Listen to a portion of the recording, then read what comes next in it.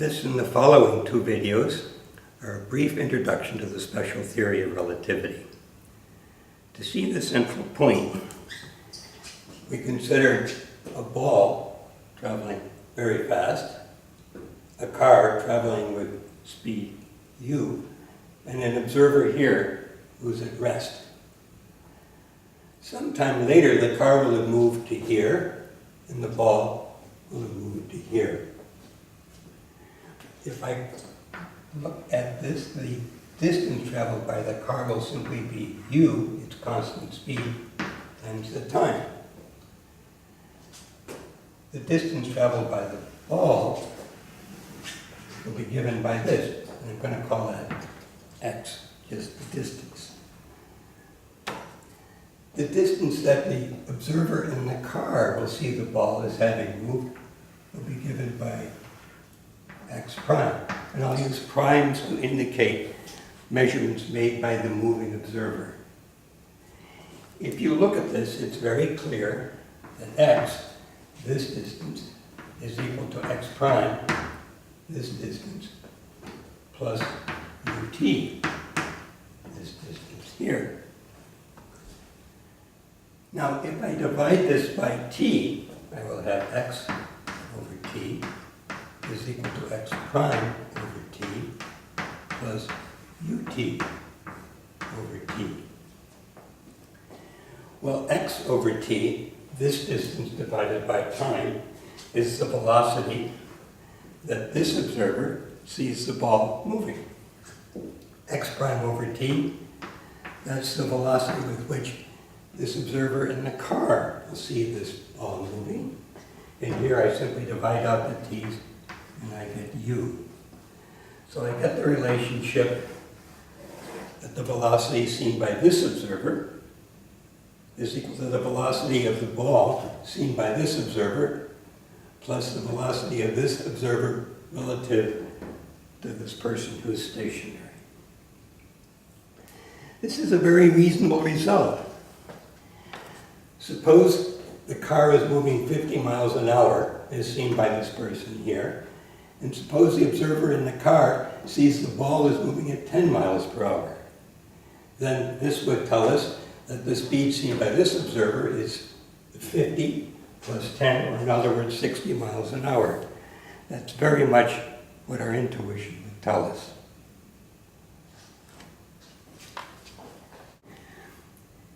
There is, however, a problem with this. Suppose I replace the ball by a burst of light, perhaps like from a flashlight that I turn on for a short period. After a period of time, the light is over here.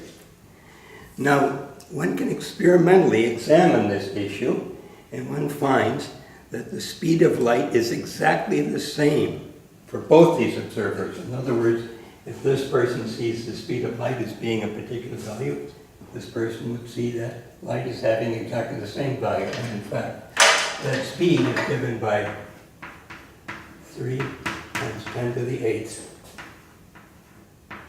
meters per second.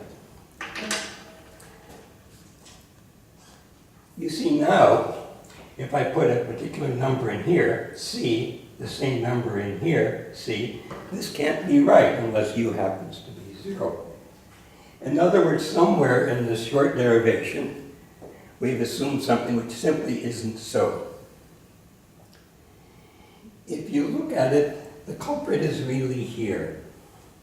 The velocity seen by this observer is indeed x over t, but the velocity seen by this observer I have as x prime over t.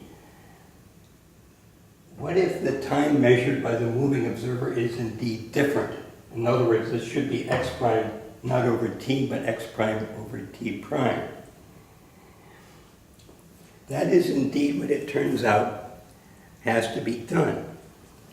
In other words, in going from what one observer sees, x t seen by this observer, to what the other observer sees, x prime t, one has to put in t prime here. This person's clock runs differently.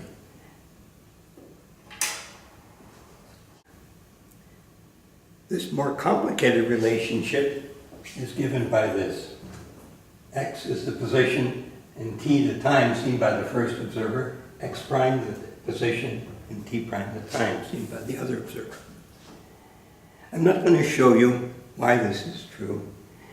You could sort of imagine somebody sort of staying up most of the night and coming in the next morning and saying, hey, I think this works.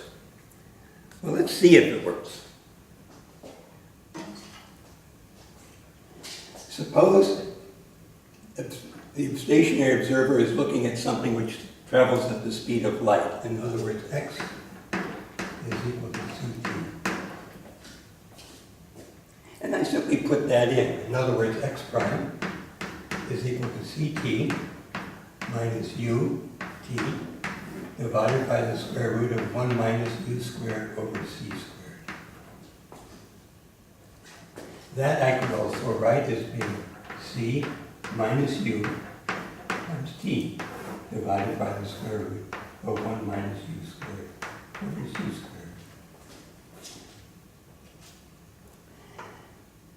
T prime, our second relationship, would be t minus u over c squared, and for x I put in ct.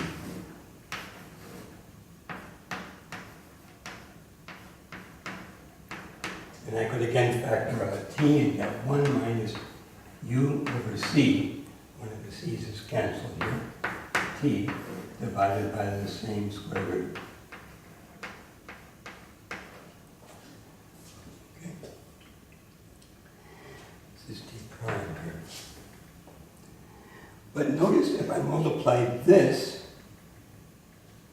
by c, I would get c t prime is equal to c minus u t over the square root of 1 minus u squared over c squared.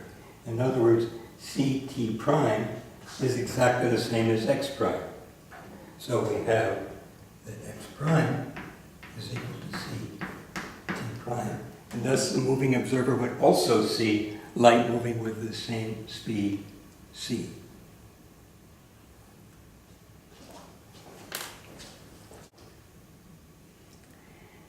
Earlier, we found that x was equal to x prime plus ut, and t was equal to t prime.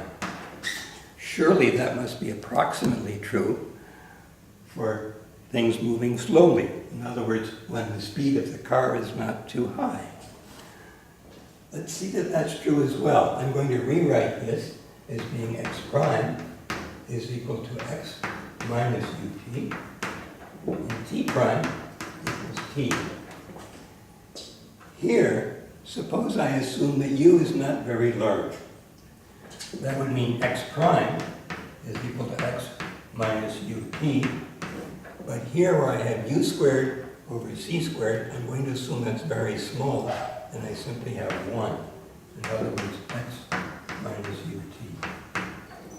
That gives us this first relationship. Here, for t prime, I'm going to make the same assumption. T, but here I have u over c squared. Remember, u is much less than the speed of light, so I'll neglect that. Again, downstairs, this square root becomes just 1, so this is equal to t, giving us the second relationship. Okay? We'll pursue this further in the next video.